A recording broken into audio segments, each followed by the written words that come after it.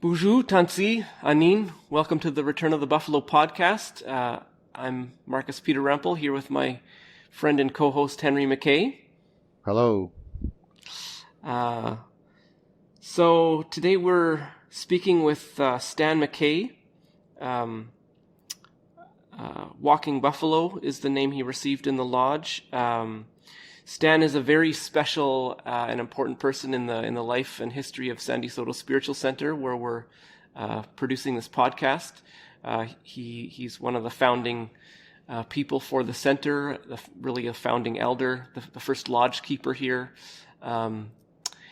He's a residential school survivor. He has a long history with the United Church. Sometimes I've referred to him as Manitoba's Bishop Tutu. He for a time held the position of national moderator for the United Church, which is the highest office in the land for that denomination.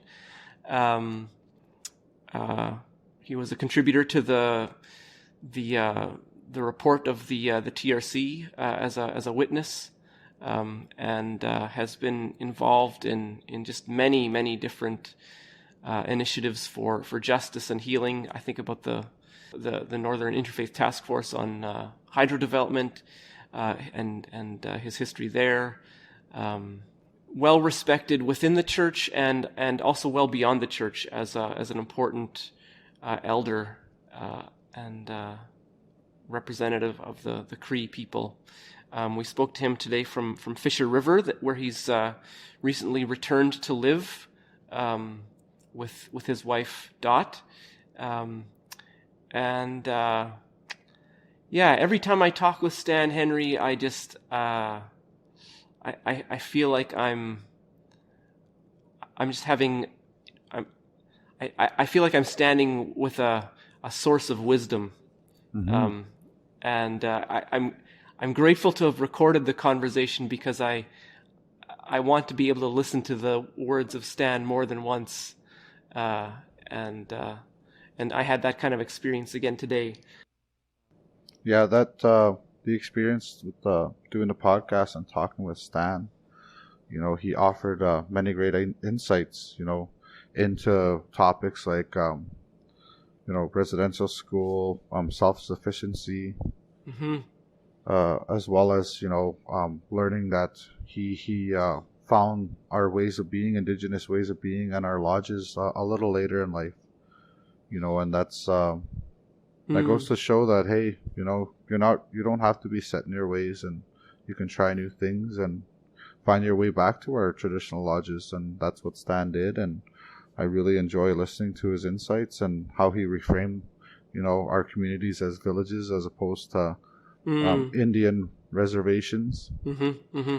So that was a great conversation we had with Stan.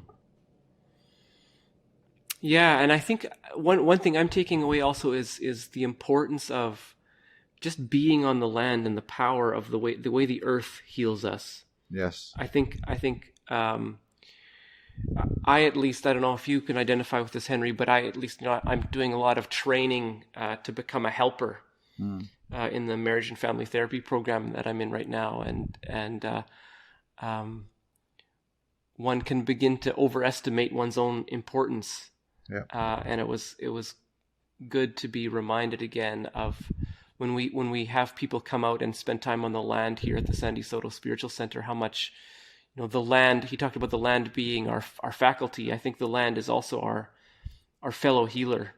Yes. Our co-therapist, yes. That is in many ways much more powerful in providing that safety and that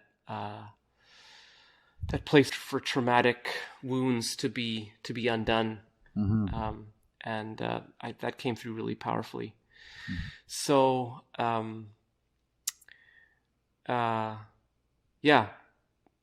very glad to be introducing our listeners to Stan. If you're enjoying this podcast, please give us a review. We're on Apple Podcasts, we're on Spotify, on Podbean, if you leave us a review, that really helps boost our profile and help other people connect with the conversation that's going on here. If you feel good about the work that we're doing and you'd like to make a contribution, please go to the Sandy-Saulteaux Spiritual Centre website at sandy-saulteaux.ca. There's a donate button there, and there's a number of ways that you can contribute, whether it's a one-time gift or a regular donation to the work of the center. And thanks so much for your support of the work and of the conversation and the collecting you're allowing us to do of these stories from our elders and the people that inspire us. It's a huge honor to be able to host this podcast. Anything I'm missing, Henry? No, I don't think so. Okay. So without further ado, we give you Stan McKay, Walking Buffalo. Oh.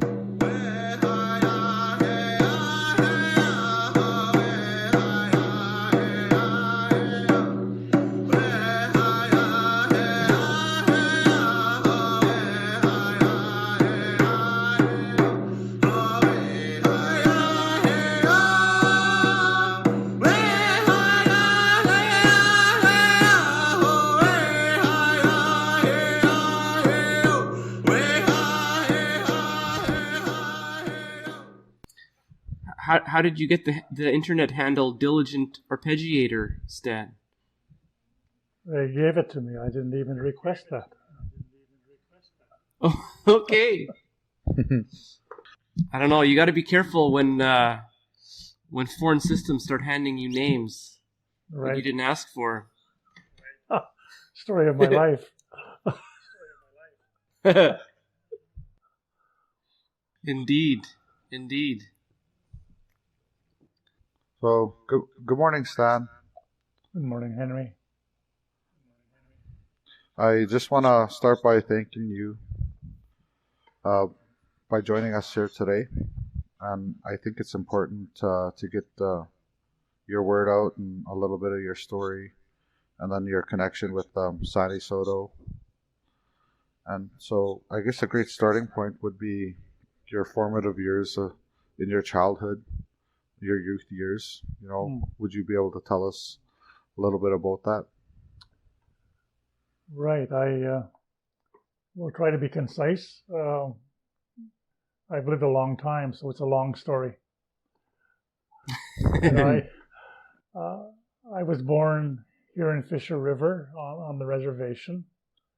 And my first 6 years, I tell people, were a kind of living in the garden, a pretty sacred kind of memory of community. We were isolated in the sense that the road connections were not good. It was a trail into our village, and we basically traveled by boat on the river. Probably the most crucial thing I would want to share is that those childhood years, we were self-sufficient. There was no government interference, no government aid. We cared for each other. We had elders who were medicine people. We had elders who were keepers of order. We had basically a community with peace and not prosperity, but always enough. We managed to have enough, and we knew how to live as community, as family. The language was still somewhat strong. That's good. That self-sufficiency is very important for communities, and it's something that a lot of us lost when you speak to Indigenous communities. Now, if you go to a reservation, a lot of people rely upon social assistance and government handouts. And poverty is a big issue on these reservations. Yes, I think there are many examples of the transformation from self-sufficiency to dependency, and the kind of loss of self-worth and confidence, especially, I think, among the men who had been the hunters, trappers, fishers, who lived with family interdependently. And, it's a thing that is in some ways very subtle, but it's very steady once it's established, the process of being governed, being colonized. And so I've lived long enough to see that process here in my own village, and also in northern villages where I've lived. I've seen, although it's much delayed, it doesn't happen all as quickly in the northern villages. It happens here in the 50s in the northern villages, and some of them it's not until the early 70s that the government process really takes over their life and creates dependency. 70s, so that's not that long.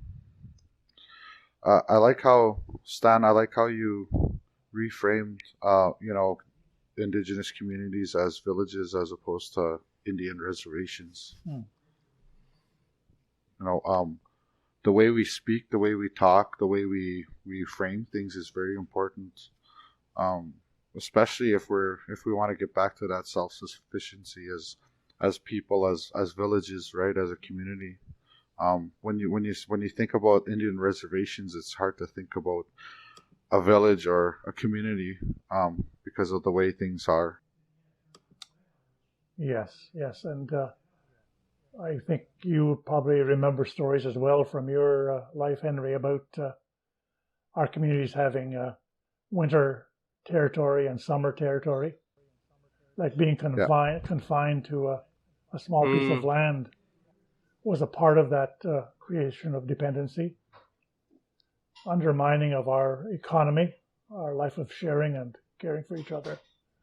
All of that was undermined by government policy. And interestingly, the residential schools were the first part of our family, being impacted, our families being impacted. That happened early on in our village. But even before that, there was the church mission, which I think was misguided in that they never did see that we had a spirituality and understanding of ourselves, a way of life, really in many ways, not unlike the biblical story of sharing and caring, of love and respect for each other, for everyone. So that was never understood by those who came to us, and rarely acknowledged, very rarely acknowledged, so that even the organizations that came to us that wanted to do good tended to be parental, domineering, and did not hear our voices, did not take into account. And because of our own patterns of respectful living, respect for visitors, caring for whoever came to our community, we became more vulnerable, I think, by our cultural approach to others. They took advantage. Yeah, they did. If you look back to like history and all that, or speak to elders, you get a sense of a very humanistic approach of Indigenous communities. And speaking about like my home village, as you say, Barons River, Manitoba, they're still, I guess, traditional in a sense where we still do like hunting and fishing, and I remember hearing stories of my grandfather's trap line and how vast that line was and how free the people were. Now they're just confined to that little area of Barons River, and they still fish, but they get taxed, and they have all these regulations they got to follow. But still, like there's some of those traditions are still alive where hunters go hunting and they share the meat with the elders, and but I believe that we must find a way to, I guess, get back to that self-sufficiency and not depend on the government and being oppressed the way we are. I was visiting with one of your fellow Fisher River villagers, Kelly Selkirk, just earlier this week, and Hmm. she was sharing some thoughts about self-sufficiency and a kind of this question of how much should First Nations people seek their future, their destiny in a kind of collaboration with the larger Canadian society, and really how much is it a time for kind of pulling away. She says her kids kind of tease her for being a bit of a prepper. But I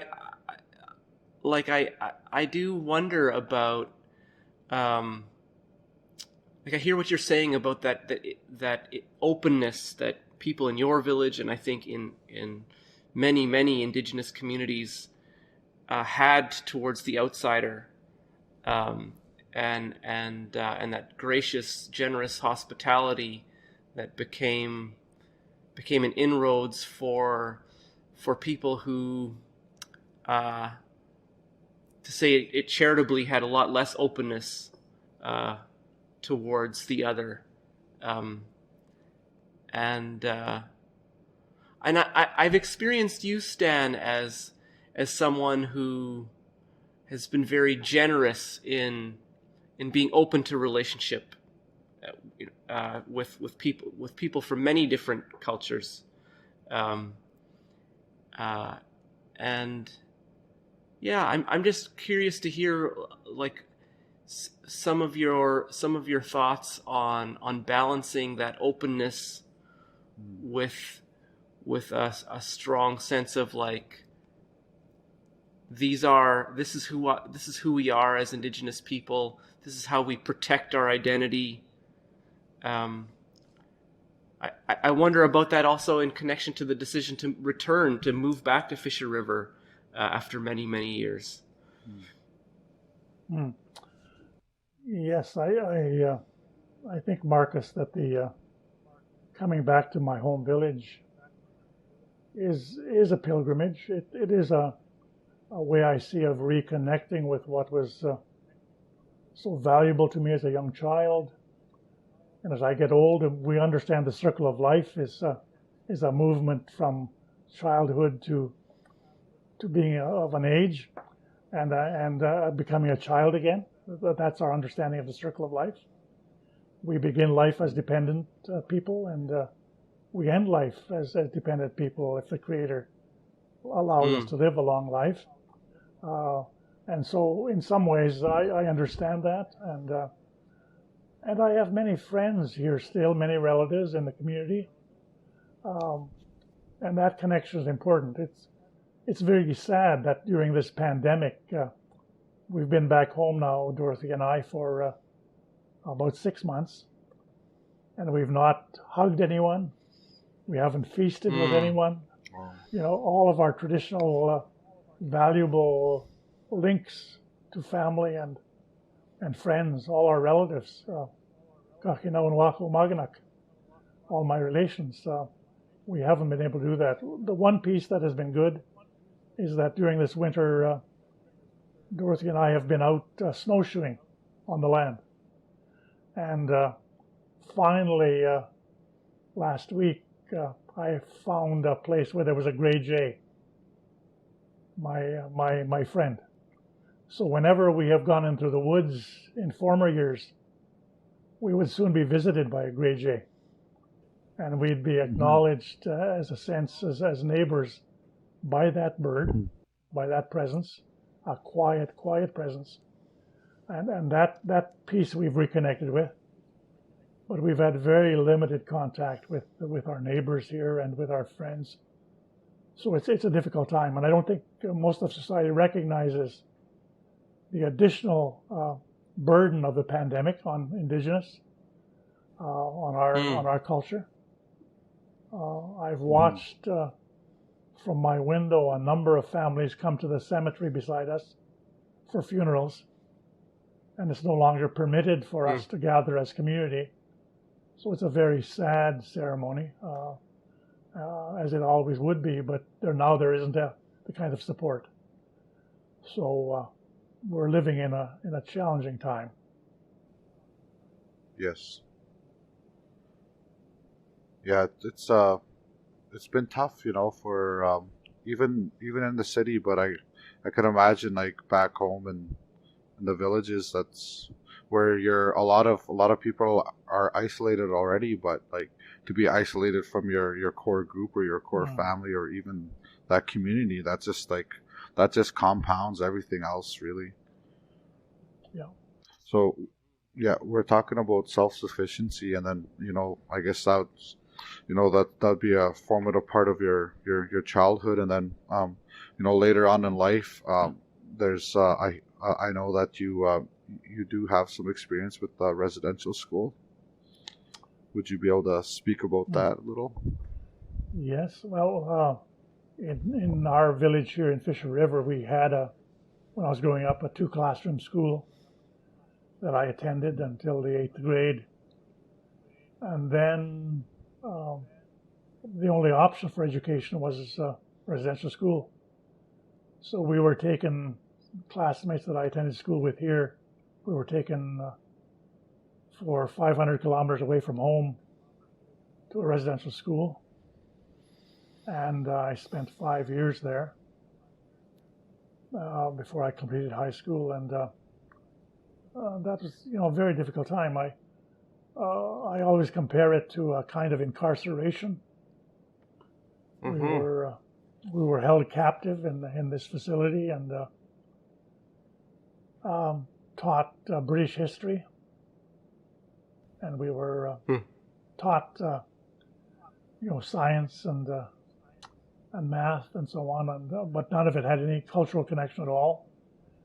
I found it all quite philosophical, I guess, or something. It was an imposition, all of it, and I was more fortunate than some others. I was often able to get home for Christmas, although it was a challenge and a great expense to my parents, my family, but I was able to get home.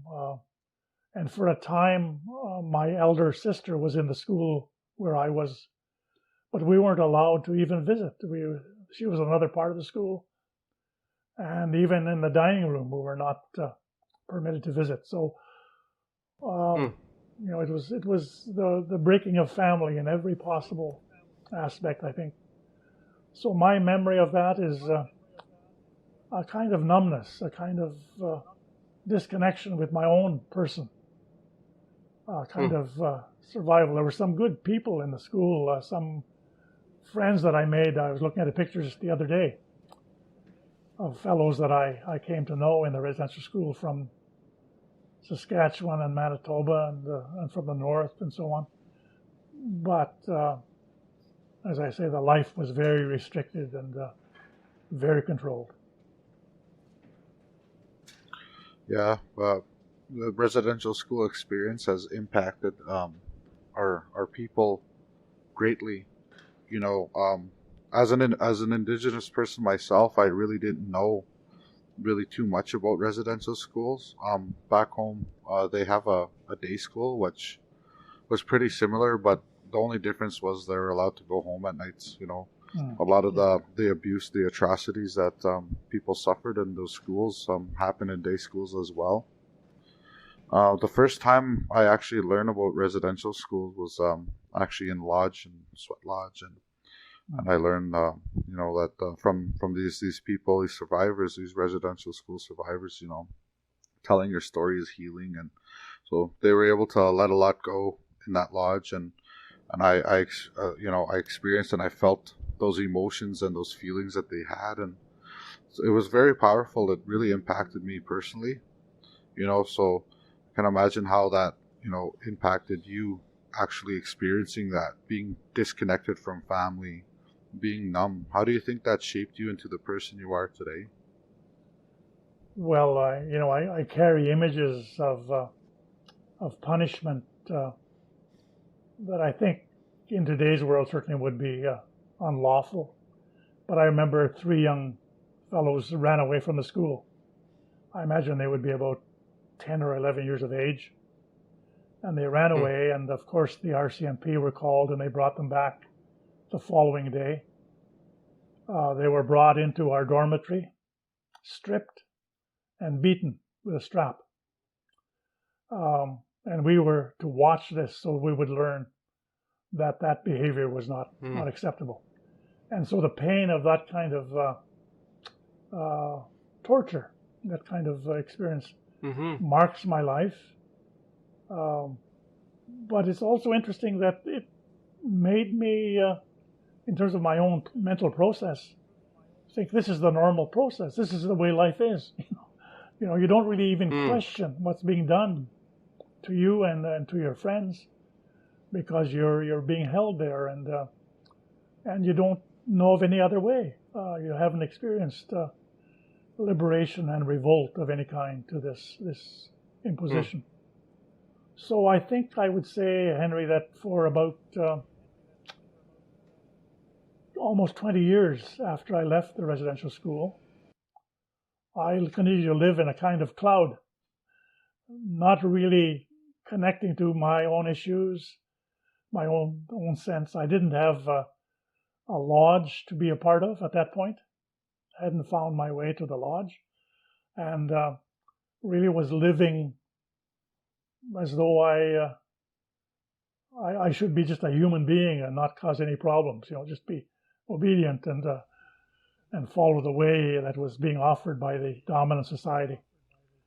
So for many years, I carried that, and gradually I'm becoming a little more aware of what torture is, and also what colonization, imposition on us as peoples, Indigenous, what that has really done to us, and the trauma that I have carried all these years. Yeah. How did you find your way back to the lodge, Stan? I made some friends in north central Alberta, some Cree men, and in working with them, they invited me to ceremony. In fact, they invited me to be part of building a lodge, and my first lodge experience was in Ontario, with a number of Cree people, mostly from Alberta, and an elder who came and led us in ceremony. We built a lodge and had ceremony. So it was friends, people I trusted, who brought me to the lodge. I had already gained some trust and respect for traditional spiritual ways, but this was my first opportunity, and so it was significant, something I'll never forget, that first experience, and then years and years of engagement in the lodge and ceremony and the way of prayer of our people. So I've had a long engagement now, and that has brought a level of healing in myself, and I think in people with whom I've lived, including family. But it's difficult because I was also engaged in the church, and the church continues to be in some ways very judgmental, very much opposed to our ways of ceremony. Mm-hmm. So when you speak about the lodge and Indigenous ceremony, what significance and what role do you see those ceremonies playing when it comes to, I guess, gaining our self-sufficiency back, our self-governance and autonomy? Well, I guess there are a number of possible answers, and I probably none of them would be very, very direct. But I can remember visiting a group of people gathered at Six Nations years ago, and I was there as a visitor, and they were church people were attempting to understand what was happening in the community, and they invited leaders from the community. I remember a Haudenosaunee elder, and from that community as well, a pastor from one of the churches, Indigenous, and the panel was discussing issues, and at one point the pastor made a strong statement that the ways of his people in his village, many of them were holding on to the pagan practice and were gathering in traditional ways, and he thought this should be ended. The response of the Haudenosaunee elder, the leader from the longhouse, was, "What my brother says is true. What my brother says is true." And this is what we're attempting to do in our spiritual gatherings. He never made any attempt to defend or attack someone who was opposed to his way of life. And for me, he has remained as a model of how you can live in respect for difference, for ways of prayer and spiritual growth. And so I have tried to model my life with that respect. And so the lodge has always been for me respectful. I know there are some lodges that are very critical because of their treatment by the society. They become very radical in their process, and very much angered by the church's role. But I've been with elders who have expressed anger with the church and with the society, and how they have marginalized us and attacked us and opposed us. But generally, they are willing to talk and be engaged with diverse community and respectfully engage. So I think, Henry, that your experience probably also reflects something of that respectful relationship. Yep. So yeah, like when it comes to like the sweat lodge in particular, I used to be very radical and very critical of the church as well. Because I did see the atrocities that they've done to our people, and I always thought that it had to be separated, the church and the sweat lodge. But you gotta have a level of respect. I remember a close friend telling me, hey, who are you to say how these people pray? If they're comfortable in that church, then it's not up to you to be telling them. So what I do is just like I'm with what I do is I respect that, but this is my place. Mother Earth is my church. I'm in the lodge. The only thing that I guess that I practice is when in the lodge, respect the grandfathers, respect the lodge, and because you'll actually hear a lot of people praying, and the word Jesus Christ comes out a lot, and I respectfully say like that can't be here because I've actually seen people get triggered, into some trauma, into that connection that they have with the church, because a lot of the experiences aren't really good. Yes, I think the impact of colonial domination of Indigenous ways and attempt to erase all that is Indigenous. I remember the Truth and Reconciliation Commission often quoting that the goal of the society, of government, and of the agencies of government was to take the Indian from the child, take the Indian out of the child. And I think that has been true. Now the challenge here in the village is to find a way of respect, so that I think the mission of the churches has tended to create a judgmental approach of our own culture. So it becomes very difficult when my cousins are attacking the traditional way of prayer. But that's happening in our communities, and so it's ripping us apart. I think it's causing great tension. But I see growing signs among the young people of attempting to struggle with what it is to be spiritual and what it is to find the road that is a way for us. So I've spent a lot of my life working within the church confines. But when I was at the center in Beausejour, at the Sandy-Saulteaux Spiritual Centre, as it's called now, when I was working there, we worked very hard and with some opposition to maintain a lodge that was respectful of all the ways of prayer. And the highlight of my time caring for the lodge in Beausejour was a time when we had visitors from 7 faith communities, world religions. So there were Buddhists and Hindus and Jewish people, Muslims.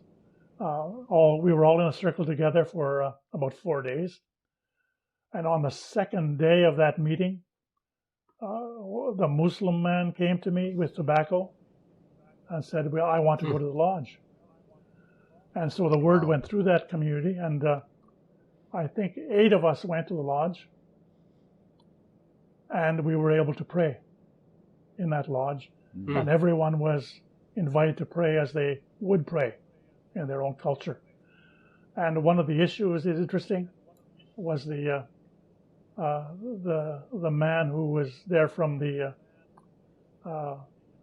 Sikh community asked if he could keep his turban during the ceremony, that was his way of prayer. And my response was, that wouldn't keep you from the lodge. That's a part of who you are. And the lodge is a place of healing, and the 4 directions teach you how to be in community. So we had a ceremony, I remember that evening, and it really was a fulfillment of a prophecy by one of the elders I'd learned from about when the 4 winds blow, the people will come together, and the people will be healed, and the earth will be healed.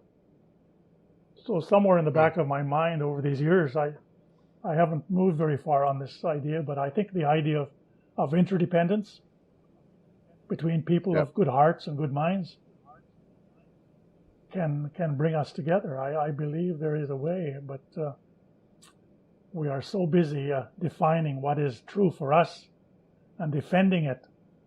I don't think you defend faith. I think you live it. And I've learned that from elders. I've learned that from my elders here in the village. It's how you live that expresses your belief, your faith, your faithfulness. So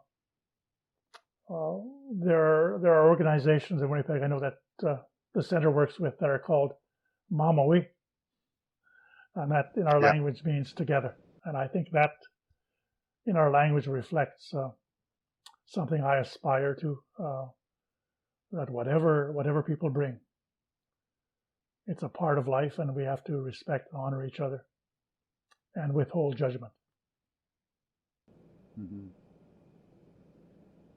Yeah, that's very important. So we were talking about like reconciliation a little bit, and then about the lodge. And so what do you see like the role of the church playing when it comes to like reconciliation and decolonization? Well, I think I've heard a young Indigenous man speaking to a gathering of church people in Winnipeg a couple of years ago. And what he was saying to us in the church is that, Indigenous population is a small percentage of Canada. We're really a real minority. And so for things like the TRC, the Truth and Reconciliation process, to happen, it cannot be left in the hands of Indigenous peoples to lead and to empower the whole process. It has to be the society, the larger society, the population has to be engaged. I think the calls to action are an attempt at that, but I still see in the church most of the expectations are that we as Indigenous will bring about the healing. And all of us need healing, and all of us need to be engaged. So I think the church's role implies many things. I still remember being at a meeting in Haudenosaunee territory. And we were in the hall, and we were meeting, and well into the gathering, and I was sitting by a door down to the basement, and I could hear someone coming up the steps, quite loudly coming up the steps. So I opened the door behind me, and I looked, and there was an elderly person probably in his late 80s, 90s, coming up the steps, a big man, with a cane. And I said to him, "Can I help you?" And he said, "Yes, get out of the way." Again, I think that was a significant lesson. I think the church has to learn in some instances that they have to get out of the way and do their own work in the society and reconsider the whole history of mission and colonization. For some years now, I've struggled with using the word at all. I think the word mission is misused. I think it's been a guise of engagement in colonization. It goes back to the history of the Crusades. It's a problematic term. So I think I've told the church a few times that I think their role is remission. That's a cancer term. To deal with the cancer, you have to acknowledge that remission is going back and recovering your health. So I'm inviting the church for some years now to be in about remission.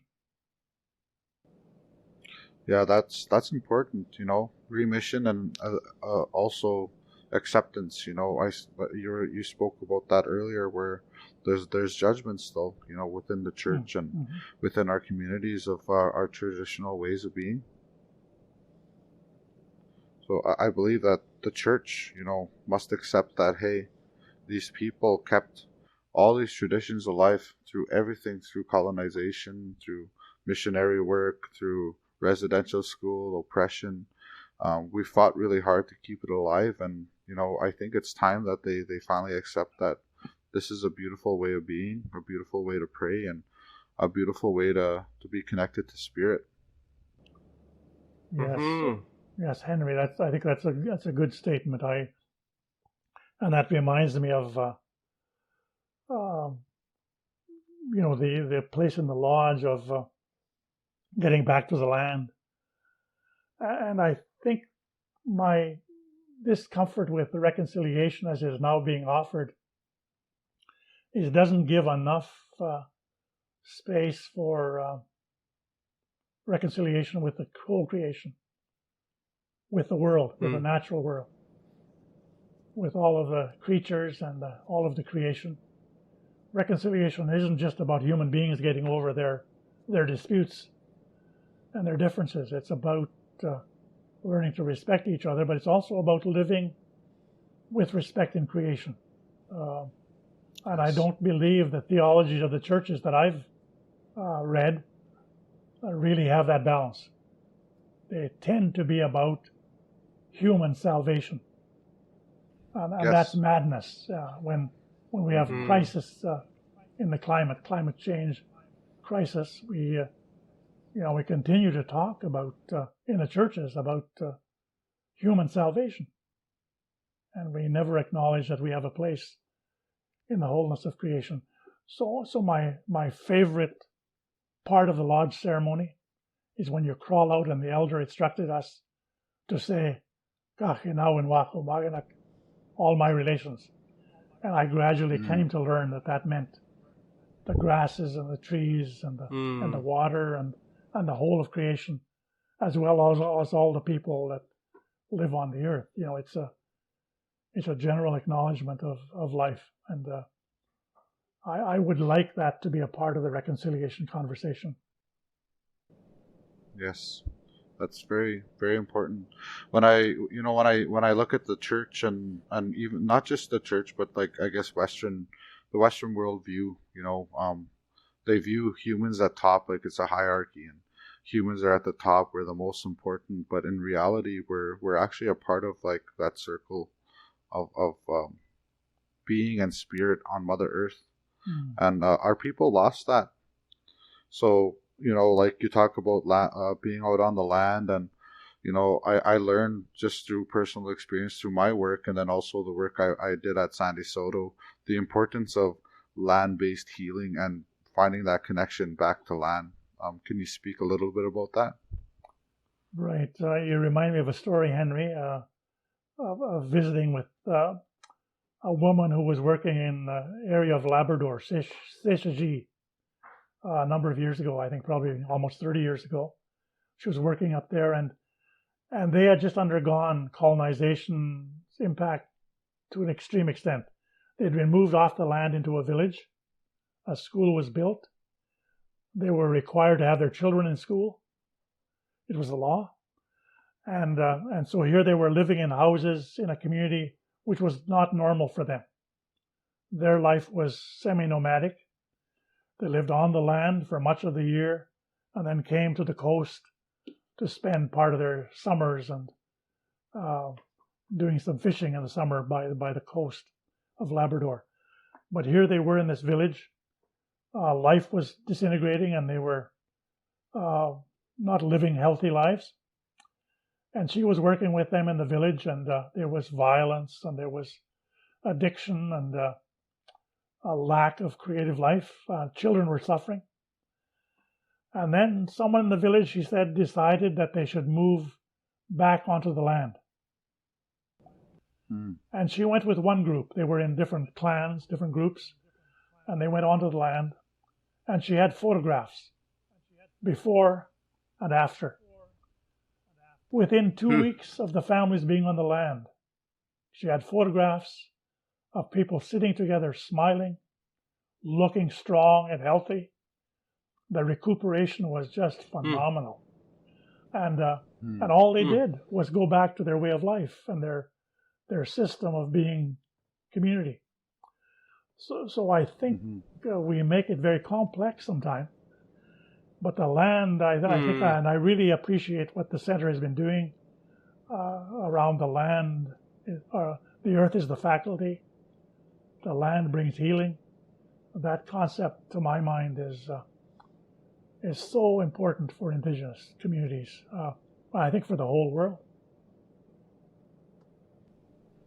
It's very, like you said, like we over, I guess I guess it's more complicated. It's perceived as being more complicated as it should be. You know, it's very simplistic, actually. You know, just really just being out there and finding that connection. That's very humanistic. And you know, I remember, you know, my dad speaking to me about saying that, you know, the world we live in is fake and materialistic, and it takes a toll on your spirit. And being out on the land, you know, that wakens your spirit and finding that connection. And I always think about how lodge keepers, they say, you know, Mother Earth will take care of you. Yes. Yeah, I can see what stirred your imagination, Stan, when we had our first Mamawi-Otaski gathering in October, I think it was, of 2017, which was a time of being on the land in community and engaging some of the traditional activities like processing a hide together and you I think it was your voice in Circle that made the connection to the family project that was in its beginnings. I just wonder if you might just trace that origin story a little bit more in terms of your participation in how did that. What are your memories of how that conversation got started about family wellness work at Sandy-Saulteaux and then after looking back, maybe just any words you would have in terms of your vision or hopes for that work at the center going forward. Well, the importance of land and water, the importance of forests and the gathering of food in natural ways, you know, was something that was in the back of my childhood on the reservation. My grandmother on my mother's side of the family used to take us berry picking in the summer as small children. We would learn how to gather food, and you can't sort of imagine the significance of a group of young children at the end of an afternoon looking at a bowl of wild strawberries. You know, you've been working all afternoon, and it's not very much, but it's life. It's life. Otemina, we call them heartberries.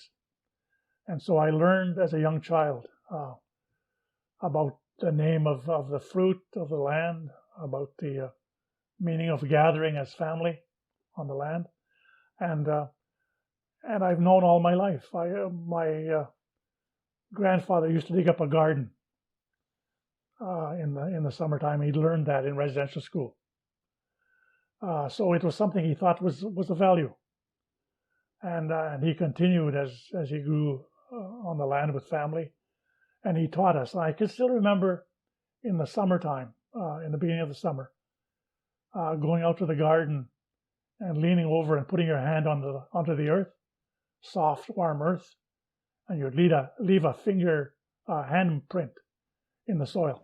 And I still remember how rich and life-giving that soil was. You know, you would plant, believing the Creator would give you something good, and I learned that from my grandparents. So the gardening, the being on the land, here by the lake near our village, knowing that the water gives you food, gives you life. We always knew that. That's probably the strongest component of the health of our community. The remnant of health that is here is connected to the lake, the goodness of the lake. Mm-hmm. So I guess when we were meeting at the center, and I began to recognize after spending some time there that we had a fair bit of land there by the river, by the Broken Head, and that it was waiting to be used, waiting for the people to come.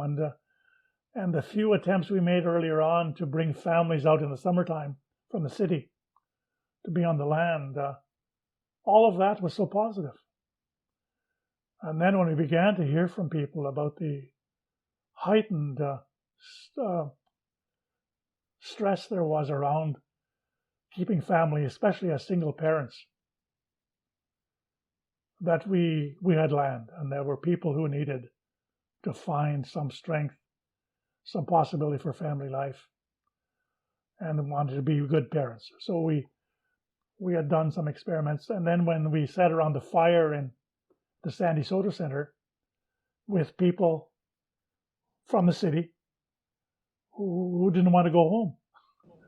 They loved the place. They loved the land. They loved the fire and community. I think I'm a pretty silly man, but I think even I could understand the land was going to do something for us. It was there. And when some of you became engaged, and now with the experiment growing to a point where, especially the urban people, but even the people in the villages, need to find safe places on the land, safe places where they can be themselves, and their children can find peace, even for a brief time. It's a start toward a process that may assist them in growing in confidence and finding a way to be a good family. So it's, there's never anything magic to me other than that the soil was there, the earth was there, the water was there, and we weren't using it. I worked there for almost 15 years before I began to talk with you, Marcus, and learn now from you and Henry about your plans and vision. It took me a long time to recognize that we had a resource there. And that resource is everywhere in the rural areas of the countryside. So we have unlimited resource to find healing. We just have to find a way and to forget the imposition of what Henry was saying earlier, the imposition of materialism, of gaining wealth and financial fake security in financial terms, and to find community and family and our individual personhood, our real sense of being a person from the Creator on the land. So as I say, I was a slow learner. I had many opportunities to have done something earlier, but now I'm glad that Marcus and Henry are doing something of significance to offer to people a way back to the land. Thank you. Stan, you were talking about remission earlier, and it made me think of something that I've heard Henry say about his new job. Sometimes he's referred to it as a reverse evangelist role.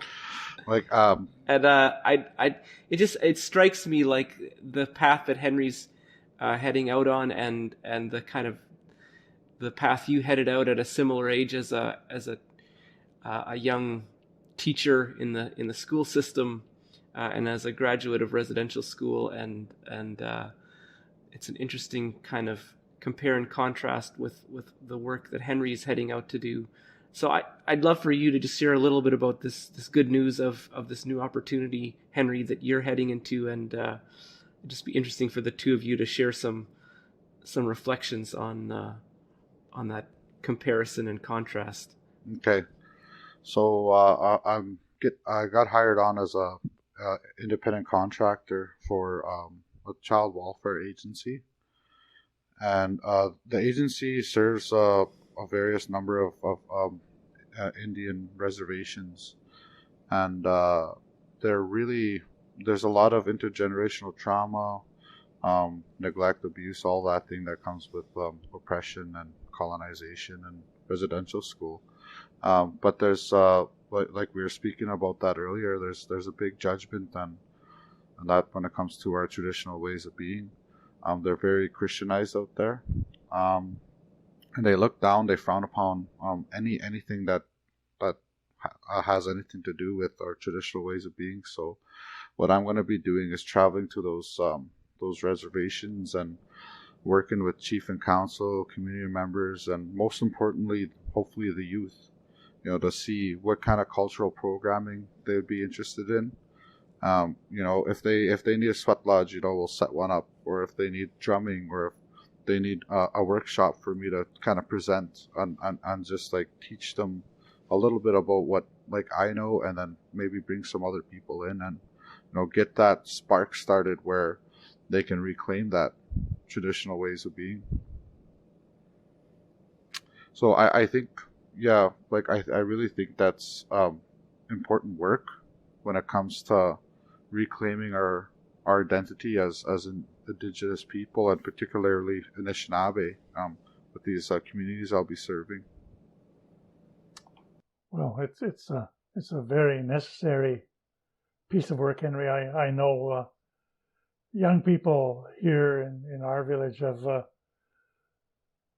lot of confusion because the families are divided. There are growing respect for traditional ways of life, of our spiritual journeys, traditional ways, but there's still a very strong Christian opposition to what has been described by colonizers as pagan ways and discounting of ceremonial prayer.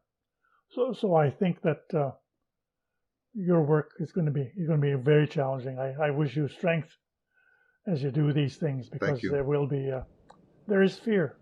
Part of the trauma that we live with is the growing fear, and I'd be wondering, do you start this fairly soon, or have you begun the work? I'm starting, sometime in March. And then I think it's just I guess I'm gonna take it slowly. I'm just gonna develop some kind of programming or workshops where it's gonna be very introductory. I'm gonna try and simplify it as much as I can, because there's a big fear out there, and I think a lot of that has to do with trauma responses and all that when it comes to intergenerational trauma. So I'm gonna really have to tread carefully, and you're right. I'll need a lot of strength and patience, and I'm just excited to even have that opportunity. Because if you look back, there hasn't really been an opportunity like that. Really, it's always been shut down or not even thought of. So I'm just happy that there's even an opportunity to do that. Yes, that's a very creative initiative, and I'm glad you're able to do it.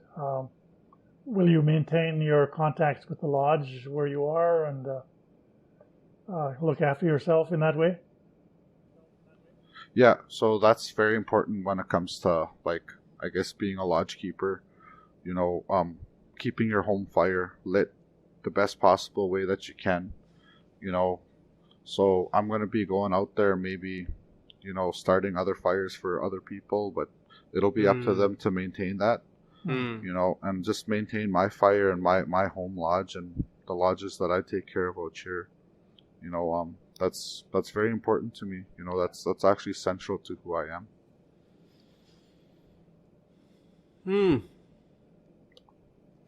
Well, we've spoken for a little more than an hour now, and it's I had a lump in my throat hearing that, and even though I understand it perfectly well, hearing that the name of Jesus Christ has become a trauma trigger in the lodge, and also now that for some others their trauma manifests as fear of their own roots, fear of their own gifts, their own tradition. But it's done my heart good to sit with these two McKays virtually, and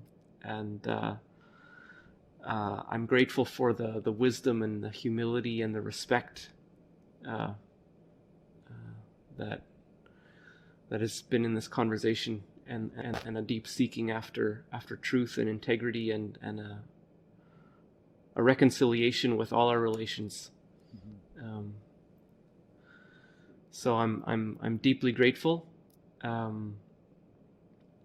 It's difficult to pass tobacco through the computer screen, Stan. But I wonder if I could ask you to close this time with a prayer. Agisemanto. Aganatien. En anas kumoach no sagisigag. Agemamoya. Iwe miskamach and mamiskano. Amiasi. Iwe wabatamach. Behtagenuin. Sagi wewen. We chewinan, so winiminan. So winiminan. So winiminan. So winiminan. Eguse. So in Niminan.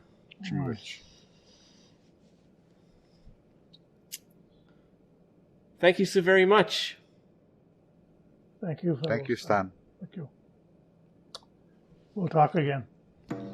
We'll talk again.